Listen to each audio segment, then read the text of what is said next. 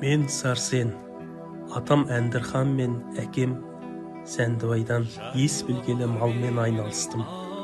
Қазір ауданда тұрсақ та, аудан шетінен шаруа қожалығын ашып, мал бағудың дәстүрін жалғастырып отырмын.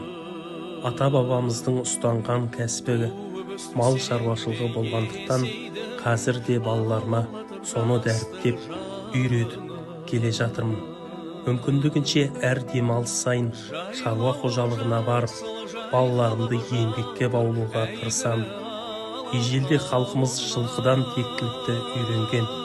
Сондықтан да мен жылқы малын өте қатты жақсы көремін. Және де балаларыма ат әбзелдерін түр-түрін үнемі қайталаттырып айтқызып отырамын. Балаларым жеті қазынаны, жеті атасын жатқа біледі. Әкемнен көріп білген, үйреткен тәрбиемді барынша өз ұрпағыма көрсетуге тырысып келемін.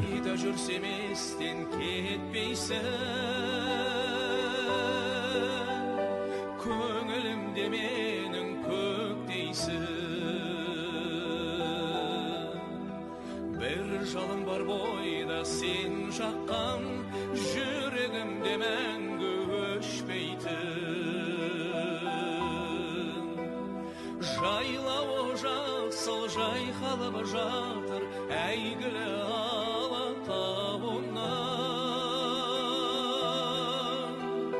Гүліндей жайнап асықса бойнап, еркелеп өскен ауылым.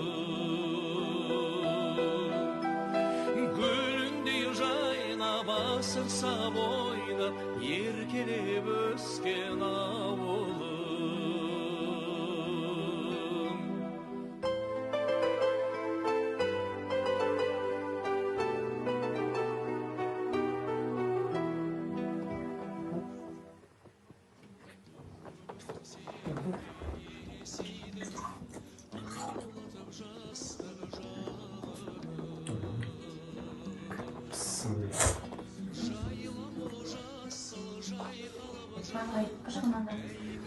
Балтаның бесаған кеуден тоңбай жүрсіз, кеудеші кейде тоңбай жүреміз. Келмей саған Молодец.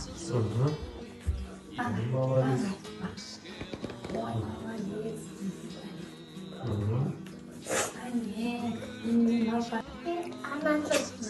Ой, молодец. Отырамыз. Тағы ішпей. Көл болсын, таусылмастай мол болсын, үлкен той болсын. Әумин.